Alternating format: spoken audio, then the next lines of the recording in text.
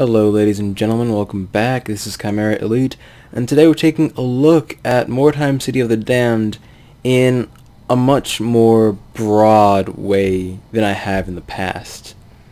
Now, as we know right now, there are 3 actual warbands that are available to play. We know there's a 4th in development, the Chaos, but I'm not really going to talk about them because we obviously don't really know a whole lot about them. What I want to talk about is the differences between the 3 warbands that we have right now. I could do what I do with the Skaven for each and every one of them, but really that's more up for you guys to decide. I want to have that kind of in the middle of gameplay, me explaining my actions and explaining why I equipped certain units with certain things. This video is really just going to be a really quick overview, well, quick by my standards anyway, of each of the different warbands, and just a really quick overview, kind of like what I did for Dogs of War Online. Now, you have the Skaven, the humans, and the human mercenaries. Now, I make a distinction between the humans and the human mercenaries because the mercenaries are a little bit different, but that's a whole other topic. Now, the Skaven are actually in Warhammer are portrayed as numerous. They're rats, they swarm, it's really what they do. The Skaven are kind of actually a rushdown. They can move pretty quickly. Not all that strong, really not all that tough actually, but they're fast. They're kind of like the Wolfen in that they can go first, they can move quite a lot, and they actually, at least later, will have access to poison. Now, one thing I like about the Skaven especially is that they have access to decent melee weapons, but at the same time they also have access to weapons like pistols. They obviously have their shields, you've got your weeping blades, your claws. They have a lot of different variety in what they can do and what they can do to make them better climbers, what they can do to help them penetrate armor. And that's what I like about them. They're kind of, and it's kind of funny thinking about it, but the Skaven and the human mercenaries are really the most similar out of the 3. The human mercenaries are actually really similar to how the humans were in Dogs of War Online. They have a very defined front line, and their rear guard, their range units, are also extremely good. Now, I went over it, not in this, but just kind of on my own, and pistols have an average range. They have a range of about 20, maybe 25 for some other pistols. But the rifles that the human mercenaries have access to have a range of 30. Possibly even more. That's extreme. And what that means is you can use your front line and have it go out far further than any other race so far, and have your rear line, your ranged units, still be able to have a very tangible effect on the flow of battle. That's what makes them so really unique, I think, because you have a very, very capable front line. You have a hero who can quite possibly two-shot people. You have your impressive unit, who is the Ogre, the guy with a nice mustache, a little bit of a Fu Manchu, and along with that, you actually have your hero, your leader, the leader of your warband. The funny thing about their leader, though, is that while the Skaven leader is an assassin, he's supposed to be up in the front lines, the leader for the mercenaries is a little bit different in that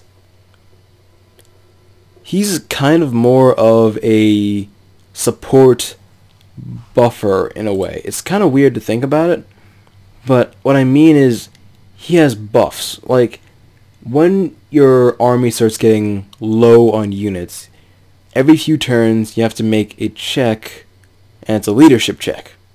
And if you fail that leadership check, I believe it might just be one time, you lose.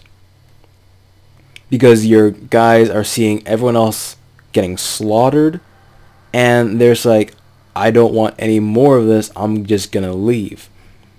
What the leader of the human mercenaries does is flat out gives them a buff. They will almost never scatter unless you kill their leader. Now, obviously, killing the leader in any of these warbands is a huge detriment to the army as a whole. It's going to destroy the morale.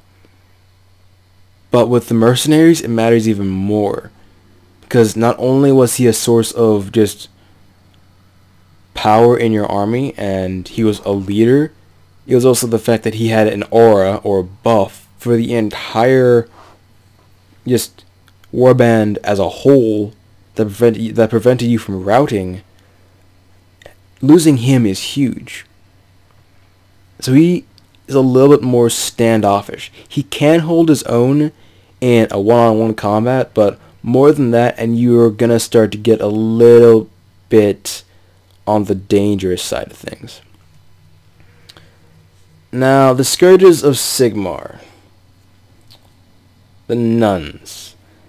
They're, right now at least, I think they're the most interesting and the most unique, and really, in a way, kind of the most fleshed out. And this might also be because they don't really, like, they're kind of sort of simple. Like, I'm not sure exactly what the Skaven or the mercenaries are for. The Skaven more than the mercenaries. The mercenaries kind of have their long range, pretty good front line. The Skaven I'm still a little shaky on. The nuns of Sigmar are just flat up in your face. We will beat the living hell out of you with hammers, maces, flails, anything that they can get their hands on. Now, this is the interesting part that makes them so unique in Mordheim, City of the Damned right now. They have no range capability. None of their units are able to actually equip ranged weaponry. Now, some of you might be thinking, that's idiotic, why would you ever do that? Now, I know I didn't do this with either of these two because they're somewhat similar, but the Scourges of Sigmar are weird. Think of clerics. They don't heal, they smite, which I guess would make them more paladins. I'm just going to go in here. Notice one thing. Everyone here is pretty heavily armored. Okay, except for her. She's special. She's your hero, your augur. Not sure what she does exactly, but that's really besides the point. The point is, literally no one in their army is allowed to take ranged weapons. Now, they do have a slight balance for that, in that your leader, I'm not sure if anyone else in this team has this available to them, but your leader at least, Ida, can actually smite enemies from a distance using the Comet of Sigmar ability. It's decent damaging. I guess it would be like she just kind of smacked them with her hammer. It's not crazy damage, but it's decent. The Sisters of Sigmar are like I said before, flat out, in your face, rush up and smack you. There are clerics and paladins. They walk up in heavy armor and beat the living shit out of you. That's what makes them so unique, in that you have to play them really... They're kind of strange in that you can't... Like, you can try to play a hold back and wait for the enemy's tactic, but that might not work as well as you think, because they have no range capability. The Skaven do.